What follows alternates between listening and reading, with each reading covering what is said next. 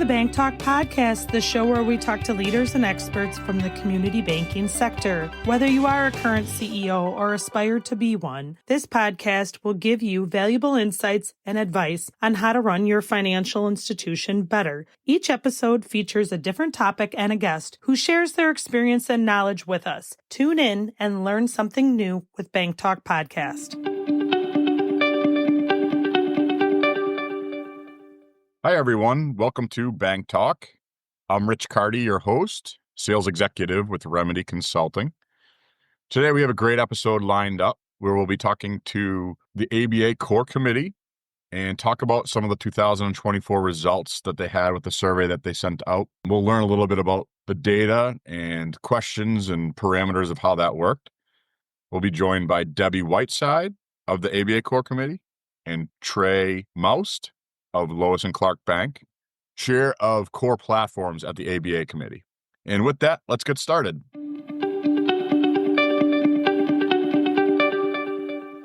Hi, Debbie and Trey. Thanks for joining today. No problem. I'm excited to hear a little bit more today. I know the survey was just released after your big event. How did the event go for you guys? It was a great event. Awesome.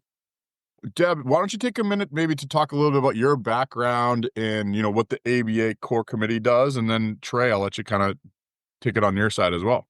Great. So I did a startup in the previous fintech surge where it was a company called Pedestal, which was an internet mortgage trading platform. And prior to that, I was a Fannie Mae for 15 years. We've got about 400 banks managed by myself and a committee of 15. Trey is chair of both organizations. The committee was formed in 2018 by Rob Nichols, our CEO, in response to what he was hearing from bankers. And as he put it, he thinks that core relationships, the ability to manage and work with your core is probably a banker's number one non-policy priority. Okay, awesome. And Rich, if I could just add a couple thoughts. That was a great overview on the committee.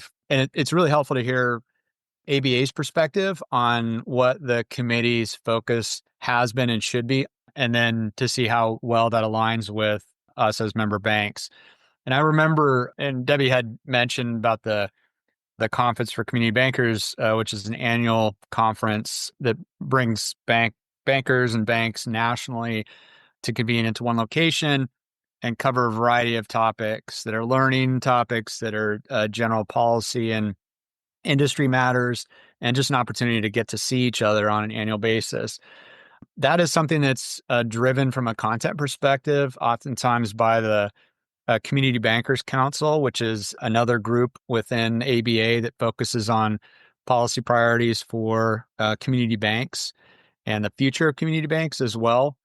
And I was the chair of that back in 2018. And I remember bank CEOs coming up to me saying, we need to do something about the relationships that community banks have with their core providers. And I kept hearing that over and over. And I didn't have a good answer to that because we didn't have a vehicle to really tackle this one topic specifically. And so going back to Debbie's comment about Rob Nichols really spearheading the launch of this committee back in late 2018, it was definitely an answer to those questions that kept being brought up. So I do appreciate that the ABA really took a topic by the reins, and we've really accomplished. If I look back over the last 6.5 years, the committee has met with 30 cores. Back then, I didn't even know there were 30 cores. I thought there might be a handful. Yeah. But believe it or not, there's 30. So ABA. The committee put together fact sheets on each one of those. We had work streams to tackle specific topics back then that were what everyone was. I remember the first time we met, it was a bit of a cathartic therapy session, but then we got down in the second day. So that was the full first day. The second day was, all right, let's start to identify those common themes that we're having some challenges with, or gaps between what banks are wanting to get out of these relationships and what cores are providing.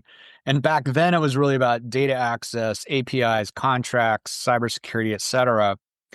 It's been interesting to see how that evolution has really happened over the last few years, because now our work, and we had work streams around each one of those. Now our work streams are in different areas. They're more future focused and kind of current state, as opposed to trying to shore up what was looked at as some major gaps. And so the work streams are around enabling innovation, conversions, and managing your core provider. And so it's been interesting to see how all the tools and resources and knowledge gained over the last few years has helped to, and I think you'll see in some of the results from the survey that we'll talk about in a little bit, you'll see that those definitely played a part in some of the responses. I will mention, I guess, one last thing, and that is there is a treasure trove of materials that are available and resources that are available at ABA. We just essentially created a repository with all the work that we had done, everything from RFPs and RFI templates to reports and white papers and webinars and over the last few years. So pretty much any topic you can think of relating to cores are included in there. And the one that I do want to mention that if a bank is ever thinking about innovation and its ability to take what it has at its disposal, so its core, and partner with third parties, is the core flexibility assessment tool. And I can talk about that later too, along with the survey that we'll talk about. No, that's great, Trey. I appreciate that. I think you're right. Like, you talk about common themes that these institutions, are relaying with, whether it's in the survey and whatnot. How often are you guys, I mean, it seems like there's a couple committees there, but how often do you meet? And, you talked about some of the accomplishments of where that came from in 2018, but what's some other things that you've seen besides the survey results? Any other accomplishments you'd want to touch upon? Sure. We do meet. So the open committee meets quarterly. That's the very large committee of members. I think Debbie had mentioned 400. There is a steering committee called a working committee called the admin committee, which comprises 15 individuals that really roll their sleeves up and work on this in coordination with ABA staff. And that's the group that really gets a lot of this stuff done over time. And so adding to some of the, maybe, the work product that came out of this, one of them I didn't mention is the Principles for Strong Bank Core Provider Relationships. This is one of the early ones that was put together. And it's kind of funny. There was one of our original members in the committee who's since retired from banking, kept coming up to me and saying, we need a Bill of Rights. We need, this was back when the airlines had their Bill of Rights. And I thought, well, okay, let's put it together. So Howard put those together and then, and worked with a few other members of the committee. And then we had it there, and I do applaud ABA's decision to maybe adjust the title of it to Principles as opposed to kind of the negative connotation of Bill of Rights. But it's nicely laid out, and here are the expectations of a relationship with a core. And the nice thing about that is that 21 of the core providers signed on to that, including the big three, which is really helpful because it ranges from everything from contracts to data access to co-termination, et cetera. And so it's really nice to have that as kind of sort of a baseline foundation for the relationship. Now, does everybody live up to it? And that's where the core survey, again, kind of comes into play. Yeah. A couple other things. We've met more than once with supervisory agencies, so FDIC, Federal Reserve, OCC, members of Congress, standard setting bodies, and technology providers like middleware companies and things like that.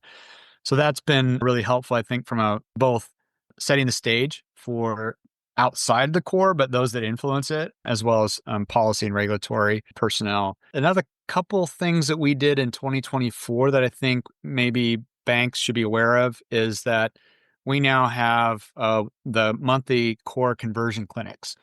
And we kept hearing about the process of going through conversion and aligning a bank's business strategy with its core provider. So really making sure that, if you want to be, and one of the things we found through the survey is there is a percentage of banks, and it may be a minority, but it's still a percentage. It could be 25%, it could be 40%, that really like their core provider.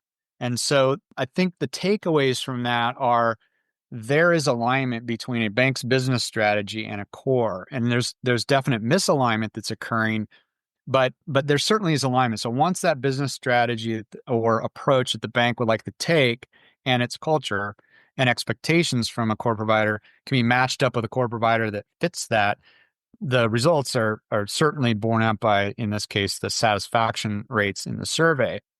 So unfortunately, a lot that takes some conversion processes or the decision to make to go through a conversion. And we're attempting to make that a little bit less scary. And so the conversion clinics have been a really good tool for us to do that. Those are monthly meetings. And then there's a core exchange online platform that's also provided to just enable communication banks so that it's not feeling like they're in isolation. Yeah. No, that's really interesting. I can see that being beneficial for groups to attend and learn a little bit more there. I guess in addition to that, obviously Remedy being a consultant that assists with that type of deal, I'd seen before a few years back that 30% maybe FIs were using a consultant to help negotiate maybe with not only a renewal of the core, but maybe even a conversion or to what you're alluding to. Mhm. Have you guys, or do you take data, or do you know if that number's risen, fallen, and do you have any idea what that might be today? I was actually surprised by, and this was captured in the survey, and it was a newer question that we had asked. I was actually surprised by the results. There were approximately 65% of the banks that responded use a consultant when managing their core relationship. Now, that was consistent across the board asset size, with the exception of under 250 million in assets, which was about 49%. Okay. But still, that's a large number. It's larger than the 30%. What we don't know, and what we'll probably ask next time or with a follow-on survey specifically related to consulting, is whether this is during the RFP phase, whether it's during the contract negotiation, or it's during the conversion implementation phase, or any of those combinations. And so that may be something that you could provide a little bit of insight, for us as to, why is that number so high? Is it because it captures any one of those stages? Yeah, I think you're right. I think sometimes it's almost like, they want to see what else is out there, whether the grass is greener or not. It's always in your best interest maybe to do due diligence and see what else is there. But to actually make the change and do the conversion, that's no easy task. There's obviously a lot that goes into it. I think I was reading with a different study maybe a year ago that 15 to 20% will actually, do an RFP to vet things out, but in reality, maybe only 2 to 3% actually convert or go through with it. So there's a lot that's there, and that could be like a whole nother episode of Bank Talk here. But yeah, I mean, I think you hit the nail on the head with that. And it's interesting, 65%, that's definitely up over double from what it was a few years ago. It is, and it's interesting you mentioned that percentage that actually go through the conversion. Certainly, I've gone through it a couple times, whether it's through acquisition or it's just changing core providers. But one of the questions we did ask in the survey was whether or not the bank who's responding is planning to stay with or convert to a different core. And that number was 20% had indicated that they have the intent to convert at next renewal. Now, to your point, I don't know that all 20% will make it Right. through to the point where they decide to do the conversion. It's a pretty high number, and we're not sure if that's because there's a shift in mindset where banks are looking to align their business strategy with a core that can deliver on that, or it's dissatisfaction, or what. I'm thinking, and maybe you can, provide your opinion on it, but we're thinking maybe 5-10% at most we would expect on, just in a, we'll say, steady state. Yeah. And I don't think it's one factor, right? There's things across the board, and let's be like to what he had said before. I think, there's a lot that line up pretty well. So for the most part, they're probably on the correct core, but there might be a couple of things that are nagging them or that they would rather correct the next time around, that maybe they do their contract and just make sure that they're getting a better fit in that sense. But yeah, I don't know if I could single it down to one. There's going to be something that breaks the camel's back, and I don't know if it's always just one factor. I think it's just across the map at times. So let's turn our focus to the actual study, if you guys don't mind. Can you maybe talk about how many surveys were sent out, how many maybe sent it back, and who was it sent to at the banks? Who was responding? A little over 11,000 surveys out. Yeah. We predominantly CIO, COO. We got at 700 Yeah, that's great. what core provider they use. So Pfizer is about 40%. We also sent it out to 12 core providers, all of whom responded. Yeah, I mean, that's pretty darn good. If that's what it actually was, a response in terms of banks, and then even to have, it sounds like 100% of the cores respond too. I mean, you clearly have the attention. What's the feedback you're getting? And now that that's kind of been published from the cores, from the bankers, what are you guys hearing? I can tell you that particularly after the Conference of Community Bankers and also just the daily news bites the ABA sends out, I think, Debbie, correct me if I'm wrong, but I understand that over the last month, we've had 3,000 downloads of the full report from ABA's website. Yeah, which is just a tremendous response, Rich, when we think Yeah. about the interest that people have in this. And, the complete report is relatively high level when it comes to each individual platform, but it does provide high level statistics on each of the platforms, which was the first time we had done that this year. In the past, they were lumped together. So you couldn't see how did a particular platform provided by a particular core provider perform when it came to satisfaction or likelihood to refer and so on. And those were definitely eye openers to those that were in attendance at the conference, as well as those that have downloaded the report. We'll be right back. Is your technology spend getting a little out of hand?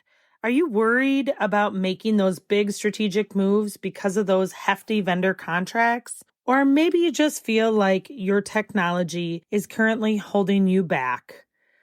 In today's banking world, overspending on technology is a risk you just can't take. Going up against those major vendors on your own can be tough, expensive, and especially when the contracts are designed to benefit them. That's where Remedy can come in.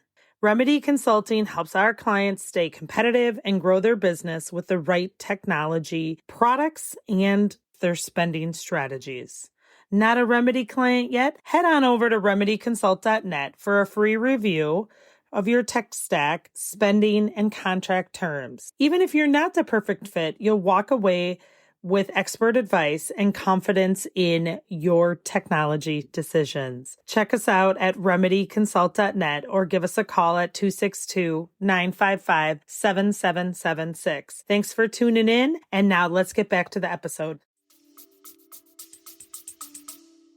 Yeah, it's good to hear. And with any type of data can tell a story, but also there's things you can read between, the legacy cores are probably going to have a lot more responses than some of the newer cores, right? In terms of That's the right. banks that respond and who, quality over quantity, yada, yada. Yeah, that's a great point. And it was, and I'll talk a little bit further then about the methodology, because I think it's important to understand for those that are looking at the report, we did not disclose data on cores that didn't receive a certain number of responses just because we felt was not a statistically significant sample size to really represent the overall market. And so they did have to reach a certain number of responses before we'd break them out. Otherwise, they are included in an all other.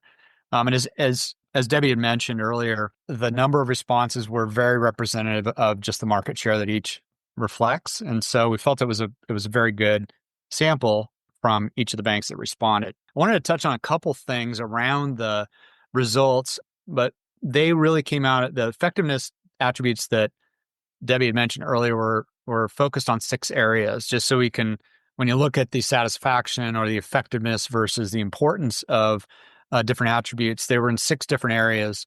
And part of those really were focusing on, do you have the ability to deploy your technology through your core platform in the way that you want? So there's 3 areas that cover that: data, APIs, and technology. And then there's the how's my daily life and how does it affect my bottom line? And that's around bank support, so your customer service and Yeah, how do we interface, sure. products and solutions, and then pricing. And so those are broken up. Those 6 areas were into 19 different attributes. And as Debbie mentioned, there's the importance versus the satisfaction with each of those. And it was interesting to see among those 19 attributes, which ones were ranked as most important just across the board. They differed a little bit depending on which core you're talking about, because the complexion of the banks that are on each core is going to be different. Yep. But it was interesting overall, as you would expect. Number one for banks was, I want my core to provide efficient and reliable technology. So I guess that's kind of a baseline attribute, but it is extremely important to have that reliability. The second one was provide timely, high quality customer support. So when you start to look at the satisfaction rates and recognize that these are really important attributes in service delivery and technology delivery to banks, being able to deliver on those will affect directly that satisfaction score. The rest of them that were on the top five are around, does it align with my business strategy? Do I have the ability to access data and things like that? But those top two really drove a lot of the responses. And maybe after this, we can talk about the fact that not all cores are the same. And we saw that in the satisfaction results that came out of this. No, I think you're right. It's interesting. One thing that jumped out to us when we looked at that page was the one that ranked top is a reseller of one of the legacy cores that was ranked last. That's right. And you can read between the lines of what the focus is there and what maybe the problem areas are. It's interesting to see that. And I think that's another reason why I asked about the quality versus quantity, because some of them, you kind of go right through it. It was kind of fascinating to see how one could rank really well and one so poorly, yet they're probably pretty similar when you look at the bones. They are. And I think sometimes we forget that as in the case of this core survey, while there were some larger institutions that responded, it really is a reflection of the community banking industry. And as community banks, we're used to delivering to the market in a certain way. And I think our expectations from service providers are similar to how we'd like to deliver our banking products and services into the market. And that is high touch. Customer service is very important. And then the reliability, no matter what level of stress or circumstances, has to be there as well. And so again, those top two attributes really drive this a lot. And I think the one that probably had the biggest impact, because you're right, the underlying technology that underpins the two core platforms is the same. And I mean, it's listed on the report, so I'll name it, but it's Fiserv DNA in this case. While the underlying technology is the same, the service delivery is different. In addition, I do want to point out that COCC, who was the one you're referencing at the top, COCC has a very focused client base that they really understand, and as far as I understand it, they really understand, and they make sure that they can deliver those products and services in a way that their client base would like to receive them. And they've done a really good job of that. And so it's borne out by the results. And you can see my favorite slide really is around are you likely to recommend your core to a peer? Yep. And that extremely or somewhat likely for COCC in this example is 81%. That's extremely high. Now, again, do you have, is this because it's aligned very well with the business strategy of the client banks? Or is it because of service delivery?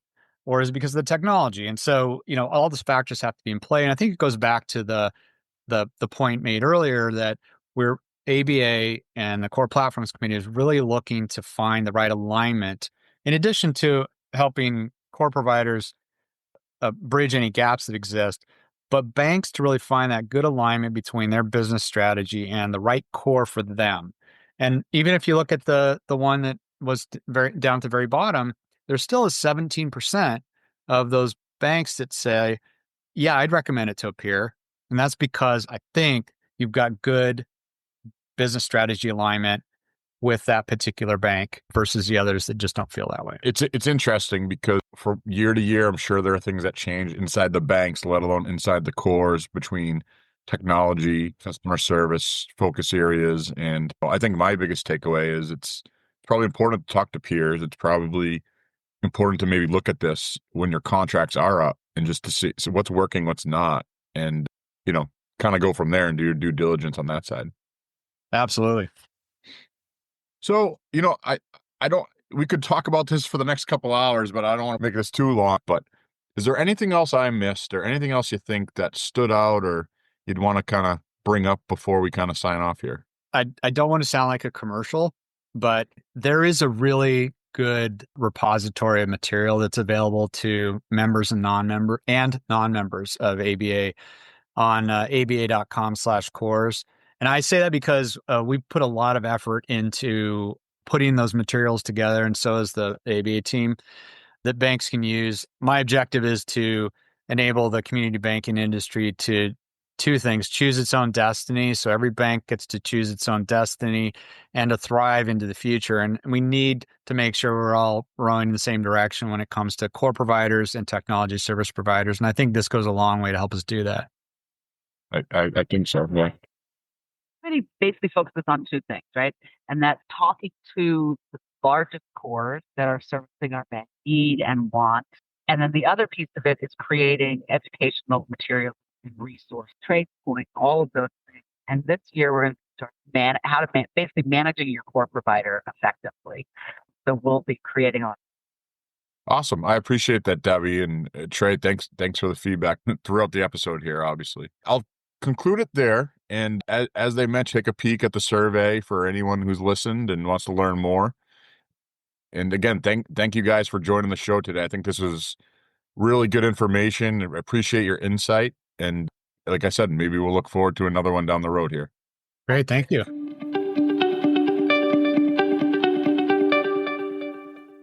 And everyone, thanks for listening today to today's episode at BankTalk.